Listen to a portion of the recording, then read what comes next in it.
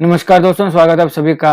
हाल ही में European Parliament के काफी मेंबर्स ने पेट्रोल और डीजल कार्स को बिल्कुल पूरी तरीके से 100% खत्म करने के पक्ष में वोट किया है। अगर ये मान लिया जाता है तो 2035 तक पूरे के पूरे यूरोप में आपको एक भी कार ऐसी नहीं दिखेगी जो पेट्रोल या डीजल से चलेगी। तो क्या है ये पूरा मुद्दा, क्या है ये पूरा करंट अफेयर, हम इस पूरे को विस्तार से देखेंगे। अगर आप चैनल पर नए हो तो सब्सक्राइब अवश्य कर लें। देखिए, यूरोपियन पार्लियामेंट के मेंबर्स ने रिसेंटली अभी वोट किया है to ban the sale of new petrol and diesel cars by 2035 2035 2035 तक यूरोप में पूरे के पूरे जो पेट्रोल और डीजल कार्स हैं उनकी सेल को हम रोक देंगे। इसके पक्ष में वोट किया है, लेकिन इसका मतलब ये नहीं है कि ये इम्प्लीमेंट हो ही जाएगा। क्या प्रॉब्लम्स हैं, क्या टेक्निकलिटीज हैं, हम आगे देखेंगे। यूरोपियन यूनियन असेंबली, इन्होंने वोट किया कहाँ पे? फ्रांस के स्ट्रासबर्ग में, for requiring the automaker to cut 100% carbon dioxide emission. अब देखो, 100% कार्बन डाइऑक्साइड एमिशन तो तभी होगी जब या तो कुछ ऐसा उसमें टेक्नोलॉजी यूज की जाए पेट्रोल और डीजल व्हीकल में जहां पे उसका जो कार्बन डाइऑक्साइड एमिशन ना हो, या फिर पूरी की पूरी इलेक्ट्रिक व्हीकल्स जो है वो उसके ऊपर पूरा का पूरा जो हमारा ट्रांसपोर्ट सिस्टम है उसको बदल दिया जाए। तो by the middle of next decade, यानी कि नेक्स्ट डिकेड, यानी अब जैसे 2020 है, द डिकेड का मतलब होता है यानी 10 साल, तो 2020 है तो 21 से 30, तो नेक्स्ट डिकेड यानी 30 से 40 के बीच में या 31 से 40 के बीच में ये एक डिकेड हुआ। तो इसके मिडल में यानी बाय 35, तो 2035 जो है वो इसमें एक डेडलाइन रखी गई है कि उस समय तक हम पूरे के पूरे पेट्रोल और डीजल कार्स को बैन कर देंगे ताकि कार्बन एमिशन ना हो पाए। तो ये याद रखिएगा कि यूरोपियन यूनियन असेंबली की मीट कहाँ पे हुई? स्ट्रासबर्ग, फ्रांस में हुई।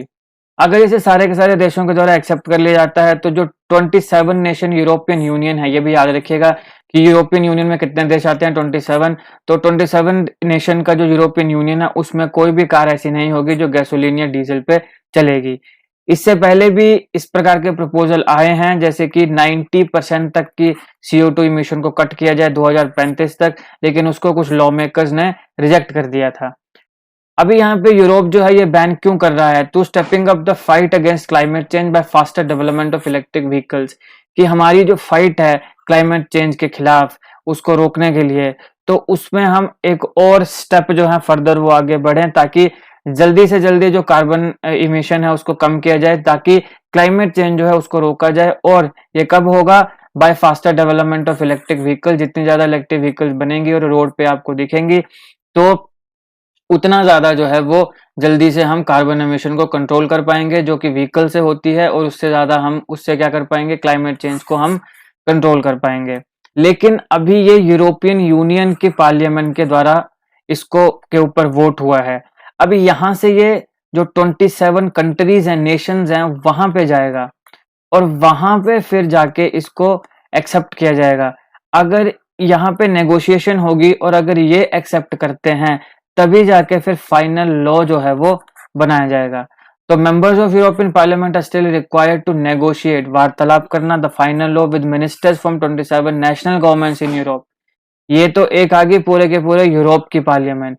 अब 27 जो नेशनल गवर्नमेंट्स हैं वो अपनी पार्लियामेंट में इसके ऊपर विस्तार से बातचीत करेंगे।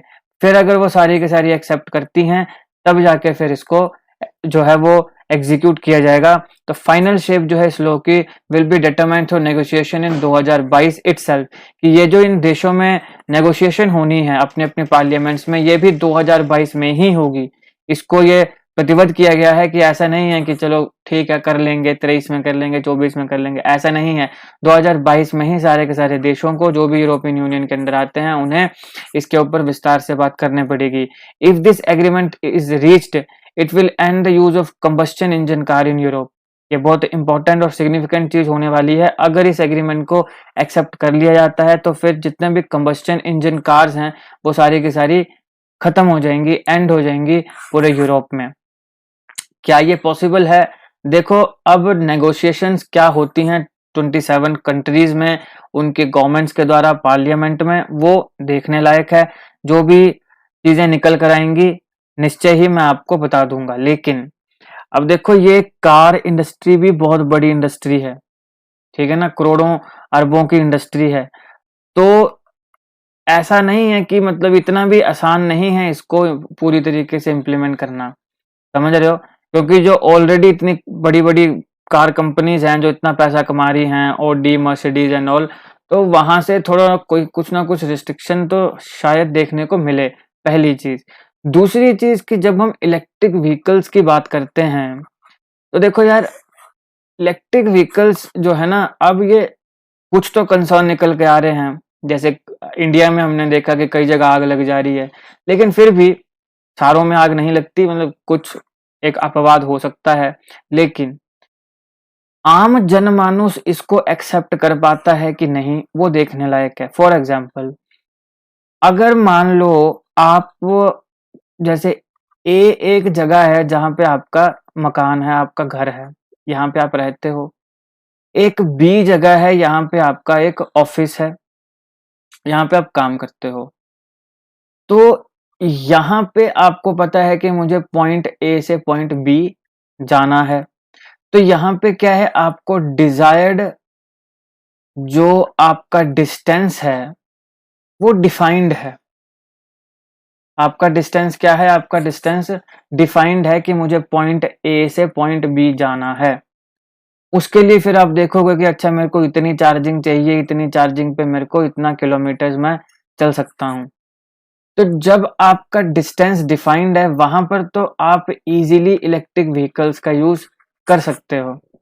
लेकिन अब मान लो आप एक घूमने के पर्सपेक्टिव से निकले हो, ठीक है, कि जैसे हम घूमने जाएंगे एक स्टेट से दूसरी स्टेट में या कहीं भी, तो वहां पे अब आपको हो सकता है, क्या पता, होटल्स में अच्छे होटल भी मिले ना मिले, चार्जिंग वहां पे मिले ना मिले, और जो चार्जिंग स्टेशंस हैं वहां पे आपको कई ऐसी गाड़ियां जहां पे 6-7 घंटे लग जाते हैं चार्जिंग होने में।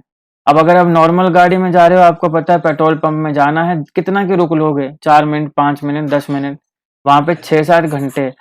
तो इसलिए इलेक्ट्रिक व्हीकल वाला वही बंदा चला सकता है जिसमें पेशेंस हो। बात समझ रहे हो? हालांकि मैं गलत भी हो सकता हूँ, ये मेरा एनालिसिस है, मैं जो मेरे को लगता है वो मैं बता रहा हूँ।